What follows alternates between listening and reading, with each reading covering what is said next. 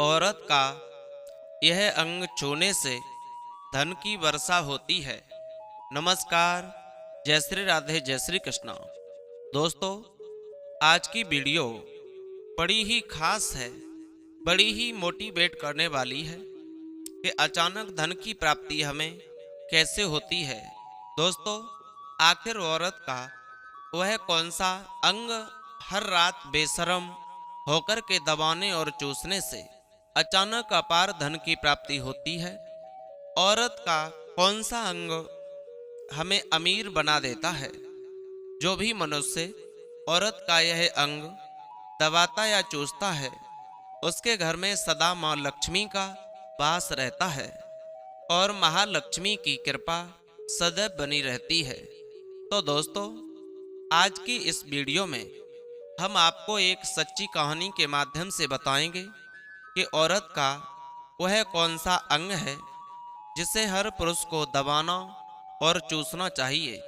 अधूरी जानकारी विष के समान होती है, इसलिए वीडियो को बीच में ना छोड़ करके पूरा अवश्य देखें। दोस्तों, आइए कहानी शुरू करते हैं। उससे पहले आपसे निवेदन है, आप हमारे इस चैनल को पहली बार देख रहे हो, इस चैनल को सब्सक्राइब अवश्य कर लें ताकि जो भी हम यहाँ से वीडियो अपलोड करें वो आप तक पहुँचती रहें और आप किसी भी ज्ञान से वंचित न रहो। आइए कहानी शुरू करते हैं। एक बार की बात है, एक गांव में एक रामदास नाम का एक व्यक्ति रहता था। वह अपनी स्त्री से बहुत ज़्यादा परेशान था क्योंकि उसकी पत्नी बात बात पर हमेशा उसे ताना मारा करती थी कि हमारे पास धन है ही नहीं, क्या घर में खाने तक के लिए भी नहीं है। दोस्तों, उसके घर में बिल्कुल कंगाली छा गई थी। एक भी रुपया नहीं था और उसके घर में खाने के लिए अन्न का एक दाना तक नहीं था। दोस्तों, एक तो घर में खाना नहीं, ऊपर से पत्नी का ताना भी बहुत था। बहुत परेशान हो गया था बेचारा। उसे समझ नहीं आ रहा था कि मैं क्या करूं, करूं तो करूं क्या।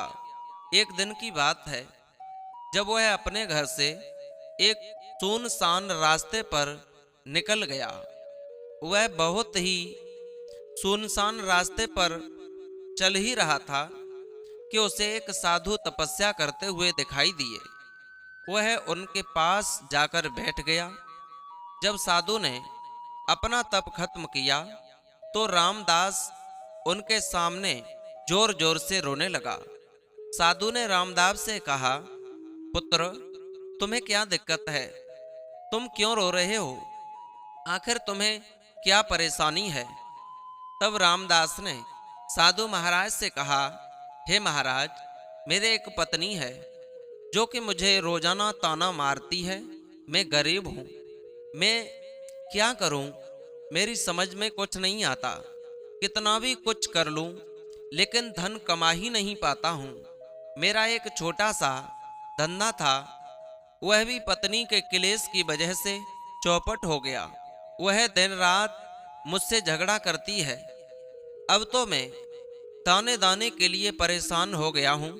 हमारे घर में खाने के लिए कुछ भी नहीं है, इसके अलावा पहनने के लिए वस्त्र भी नहीं है।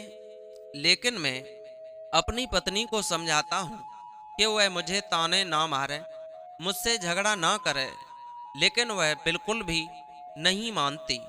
साधु जी, इसी वजह से मैं बहुत ज़्यादा परेशान हूँ। इसी वजह से मैं घर छोड़ करके यहाँ आया हूँ। तब साधु जी कहते हैं, रो मत बेटा, मैं तुम्हें एक काम बताने जा रहा हूँ जो तुम्हारी किस्मत चमका देगा। तुम्हें अपनी औरत का सिर पे है अंग बेशर्म होकर के दबाना और चूसना है। अचानक तुम्हारे घर में धन की प्राप्ति होने लग जाएगी। तुम देखते ही देखते अमीर बन जाओगे। साधु जी कहते हैं, जो भी पुरुष औरतों का यह अंग दबाता या चूसता है, उसके घर में कभी भी धन की कमी नहीं रहती है और ना ही उसके घर में लड़ाई होती है। वह जो भी व्यापार करता है उसमें हमेशा तरक्की होती है। साधु जी ने कहा, अब मैं तुमको औरत के उस अंग के बारे में बताने जा रहा हूँ। इसे ध्यान से सुनना और अपने जीवन में इस पर गौर करना। तब रामदास साधु जी महाराज की बातें बहुत गौर से सुनता है और कहता है कि जितना जल्दी हो सके मुझे यह बात बता दो। दोस्तों, तभी साधु जी महाराज उस आदमी को एक कहानी सुनाते हैं और बताते हैं कि एक नगर में एक किसान रहता था। उसके बहुत सारे खेत थे जिस पर वह दिन रात मेहनत करता था। उसके घर में किसान और उसकी पत्नी रहा करते थे। उस किसान और उसकी पत्नी में आपस में बहुत ज़्यादा प्रेम था। उसके घर में किसी भी प्रकार की कोई लड़ाई झगड़ा या कलेश नहीं होता था। इसी वजह से उसके घर में सदैव महालक्ष्मी का वास रहता था और उसके खेतों में इतनी ज़्यादा पैदावार होती थी कि वह दिन रात अमीर होता जा रहा था। दोस्तों, उस किसान और उसकी पत्नी में इतना प्रेम था कि आसपास के लोग उसे देखकर जल जाया करते थे। धीरे धीरे उसके पूरे गांव के लोग जान गए कि किसान और उसकी पत्नी में बहुत ज़्यादा प्रेम है। धीरे धीरे यह बात उस नगर के राजा तक पहुंच गई। दोस्तों, किसान और उसकी पत्नी की बात जब राजा के पास पहुंचती है तो राजा भी उसके प्रेम की काफ़ी ज़्यादा तारीफ करते हैं। वह सभी से बताते हैं कि हमारे नगर में एक किसान और उसकी पत्नी रहते हैं जिनमें कभी भी लड़ाई झगड़े नहीं होते। उन दोनों में आपस में इतना प्रेम है कि मैंने ऐसा अपनी जिंदगी में कभी भी नहीं देखा। एक बार की बात है, राजा पूरे नगर में ढिढोरा पिटवा देता है कि इस नगर में जितने भी लोग हैं वह सभी अपने घर में घी का दीपक जलाएंगे। राजा की पत्नी पूछती है कि आप ऐसा क्यों कर रहे हैं? सबके घर में घी का दिया क्यों जलवा रहे हैं? राजा अपनी पत्नी की बात सुनकर कहते हैं, दीपक प्रेम की निशानी होती है। जिसके घर में घी का दीपक जलता है उसके घर में सदैव प्रेम बना रहता है। और मैं चाहता हूँ कि जो प्रेम किसान और उसकी पत्नी के घर में है वह हमारे पूरे नगर में रहे, पति पत्नी के बीच हो जाए। इसलिए मैं हर घर में दीपक जलाना चाहता हूँ। दोस्तों, राजा के सैनिक जाते हैं और हर जगह नगर में ढिढोरा पिटवा देते हैं, लेकिन किसान के घर पर दीपक वैसे ही जलता रहता है।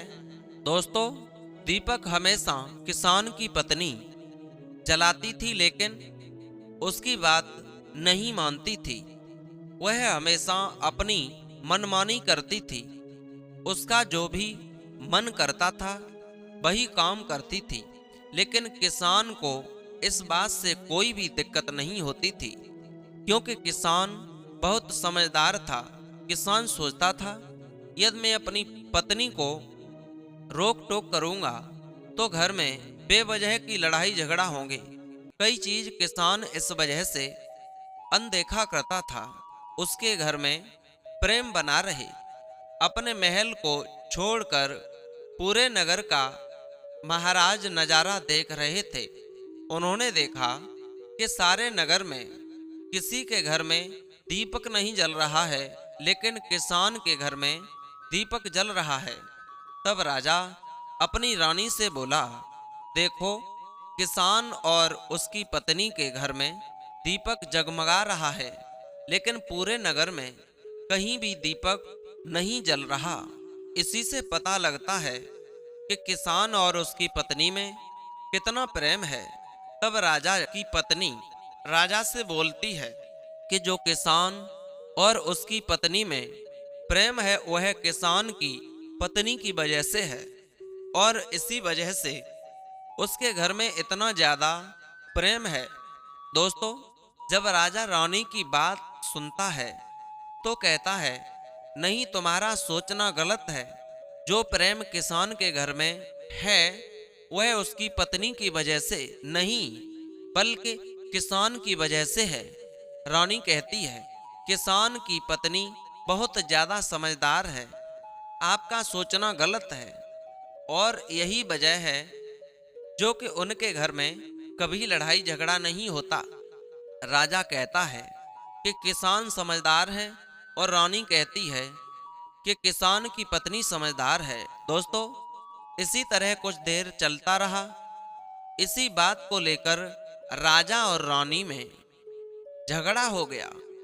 राजा कहता है, हम लोगों में झगड़ा करने की जरूरत नहीं है। क्यों क्यों ना हम किसान और उसकी पत्नी की परीक्षा ले लें। सारा दूध का दूध और पानी का पानी हो जाएगा। लड़ाई करने के बाद इस बात पर राजा और रानी दोनों सहमत हो गए और दोनों की परीक्षा लेने के लिए तैयार हो जाते हैं।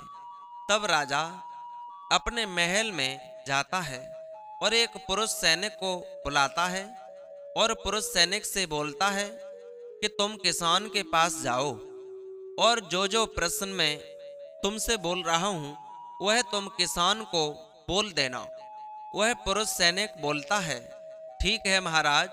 वह सैनिक राजा की बात सुनकर किसान के पास जाता है। उस समय किसान की पत्नी खेतों में गई थी। किसान की कुछ तबीयत ठीक नहीं थी, इस वजह से वह खेतों पर नहीं गया था। इस समय पर वह सैनिक किसान के घर पहुंच जाता है और किसान से कहता है, मैं राज दरबार से आया हूं, राजा साहब ने मुझे भेजा है। दोस्तों, किसान कहता है, बताइए मैं आपकी क्या सेवा कर सकता हूं। आप बैठ जाइए, मैं आपके लिए पानी लेकर आता हूं। तभी वह सैनिक बोलता है कि नहीं, तुम कुछ भी मत लाओ, मैं राजा का सैनिक हूं, बस आपके पास राजा का समाचार लेकर आया हूं। तब किसान कहता है, ठीक है, आप मुझे बताओ राजा साहब ने मेरे लिए क्या समाचार भेजा है। सैनिक कहता है, राजा साहब ने यह बोला है कि यदि तुम अपनी पत्नी को छोड़ देते हो तो राजा जी आपको बहुत सारे हीरे जवाहरात और साथ में तुम्हारे जमीन से 2 गुना ज्यादा जमीन राजा जी आपको गिफ्ट में, दान में दे देंगे। इसके अलावा राजमहल का आधा हिस्सा भी आपको दिया जाएगा। लेकिन जो किसान ने जवाब दिया वह सुनने लायक है। दोस्तों, किसान ने कहा, राजा जी अपना पूरा राजमहल क्यों ना दे दें, लेकिन मैं अपनी पत्नी को नहीं छोड़ूंगा। जाओ और अपने राजा से कह दो किसान ने ऐसा कहा है। सैनिक जाता है और राजा को सारी बातें बताता है। इस समय रानी वहां पर सैनिक की बात सुन रही थी। सुनने के बाद रानी ने कहा, आपने किसान की तो परीक्षा ले ली, लेकिन किसान की पत्नी की परीक्षा नहीं ली है। इस तरह से हम कैसे पता कर सकते हैं कि कौन समझदार है। इसके बाद रानी ने कहा कि अब मैं भी किसान की पत्नी की परीक्षा लेना चाहती हूँ। जब दोनों की परीक्षा हो जाएगी तभी पता चलेगा कि कौन समझदार है। फिर रानी ने भी एक सैनिक बुलाया और कहा कि मेरी बात किसान की पत्नी को बुलाना और याद रखना, यह बात तभी बताना जब किसान वहां पर ना हो। सैनिक ने पूछा कि रानी क्या बात बतानी है, वह तो बताओ। तो रानी ने सैनिक को सारी बात बता दी। सैनिक किसान के घर जाता है और उसके घर में आवाज लगाता है तो उसके घर से किसान की पत्नी निकलकर आती है और कहती है, बताओ क्या हुआ, क्यों ढिढोरा पीट रहे हो। तो सैनिक ने कहा कि राजमहल से आया हूँ, मुझे रानी ने भेजा है। किसान की पत्नी ने कहा, बताओ किस लिए आए हो। तब सैनिक ने कहा, रानी ने बोला है यदि तुम अपने पति किसान को मार देती हो तो आपको बहुत सारे हीरे जवाहरात हमारी महारानी आपको देंगी और साथ में राजमहल का आधा हिस्सा भी आपको मिलेगा। इसके अलावा जितनी भी आपकी जमीन है वह तो आपकी रहेगी, लेकिन उसकी 2 गुनी जमीन भी आपको हमारी महारानी देंगी। यह बात सुनकर किसान की पत्नी उस लालच में आकर के तैयार हो जाती है। कहती है, ठीक है, यदि मुझे रानी साहिबा ये सब देंगी तो मुझे मंजूर है, मैं अपने पति को मार दूंगी। तब सैनिक पूछता है कि रानी को कैसे पता चलेगा कि आपने अपने पति को मार दिया। तभी किसान की पत्नी बोलती है, मेरे घर में जो दीपक जल रहा है, जब मैं किसान को मार दूंगी तो उसे बुझा दूंगी, तभी आपको पता चल जाएगा कि मैंने किसान को मार दिया है। अब सैनिक किसान की पत्नी की बात सुनकर राजमहल जाता है और रानी को सारी बात बताता है। किसान की पत्नी की बात सुनकर रानी बहुत असमंजस में पड़ जाती है। राजा और रानी को स्त्री जात से नफरत होने लगती है। उसी समय राजा अपने नगर के सभी लोगों को बुलाता है और कहता है कि मैं चाहता हूं कि मेरे और मेरी पत्नी की वजह से किसान की जान ना जाए। तुम लोग ऐसा कर उस किसान के घर जाओ और सारी बातें बता दो और उस किसान को बचा लो, वरना किसान की पत्नी उसे मार देगी। इधर सैनिक किसान के घर जाते हैं और सोचते हैं कि किसान की पत्नी किसान को रात में मारेगी और दिया बुझाएगी। इससे पहले ही हम किसान के घर में पहुंच जाते हैं और किसान को बचा लेते हैं। दोस्तों, जैसे ही राजा के सैनिक किसान के घर पहुंचते हैं तो देखते हैं कि किसान तो मरा पड़ा हुआ है। तो सैनिक किसान की पत्नी से बोलते हैं कि तुमको तो किसान को रात में मारने के लिए बोला गया था, लेकिन आपने अभी किसान को क्यों मार दिया। तब उस किसान की पत्नी बोलती है कि किसान को तो मुझे मारना ही था, रात में तो सिर्फ दिया ही बुझाना था, इसलिए किसान को तो मैंने दिन में ही मार दिया है। सभी सैनिक तुरंत तुरंत ही किसान के घर से दौड़े दौड़े जाते हैं और राजा रानी को सारी बातें बताते हैं। राजा और रानी क्रोध से आग बबूला हो जाते हैं। इसके बाद राजा और रानी किसान की पत्नी को बंदी बनाकर लाने के लिए अपने सैनिक से कहते हैं। सैनिक जाते हैं, किसान की पत्नी को बंदी बनाकर लेकर आते हैं। राजा किसान की पत्नी से पूछता है, ऐसा तुमने क्यों किया? तुम लालची औरत हो, तुम्हें पैसे से प्यार है। तभी किसान की पत्नी ने जवाब दिया और बताया कि मुझे तो किसान को पहले ही मारना था, वह तो मैं कोई बहाना ढूंढ रही थी, क्योंकि किसान की आदत बहुत खराब थी, वह मेरे साथ बहुत खराब व्यवहार किया करता था। तो राजा ने कहा, ऐसा क्या करता था? किसान तो किसान की पत्नी ने जवाब दिया कि वह मेरे नाक का ऊपरी हिस्सा अपनी उंगली से हमेशा दबाया करता था। इसके अलावा किसान एक काम और मेरे साथ करता था, वह किसान मेरे कान का पिछला हिस्सा अक्सर अपनी जीभ से स्पर्श किया करता था। राजा ने पूछा, यह बताओ, जब आप लोग गरीब थे तब क्या किसान आपके साथ यह काम करता था? तो किसान की पत्नी बोलती है, नहीं महाराज, तब ऐसा नहीं करता था। तब राजा ने कहा, मैं समझ गया कि किसान ऐसा क्यों करता था। उसी समय साधु जी ने रामदास से पूछा, तुम्हें कुछ समझ में आया? औरत का कौन सा अंग दबाने तथा चूसने से लोगों को अचानक धन की प्राप्ति होती है?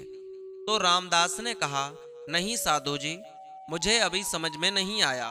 तभी साधु जी कहते हैं, अगर अभी समझ में नहीं आया तो मैं फिर से आपको बताता हूँ। किसान अपनी पत्नी के साथ जो पहला काम करता था वह है उसके नाक के ऊपरी हिस्से को अपनी उंगली से दबाता था। तो जिस भी मनुष्य के घर में पैसों की किल्लत है उसे अपनी अंगुली से औरत के नाक के ऊपरी हिस्से को जरूर दबाना चाहिए। दोस्तों, औरत से नाक के ऊपरी हिस्से को बहुत शुभ माना जाता है। इसी वजह से जो यह काम करता है वह हमेशा धनवान पुरुष बन जाता है।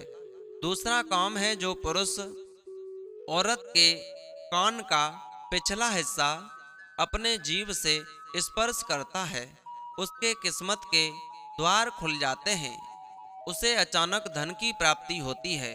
ऐसा इसलिए होता है क्योंकि औरत के कान के पिछले हिस्से में माता लक्ष्मी का वास होता है। जब आप ऐसा करते हैं तो माता लक्ष्मी आपसे प्रसन्न हो जाती हैं और आपको अपार धन देती हैं। आपने एक बात तो जरूर सुनी होगी, औरतें माता लक्ष्मी का रूप मानी जाती हैं। यही वजह है कि संसार में जो भी मनुष्य यज्ञ पवित्र काम करता है उसका घर धन से भर जाता है। जो इस कहानी में किसान भी अपनी पत्नी के साथ करता था।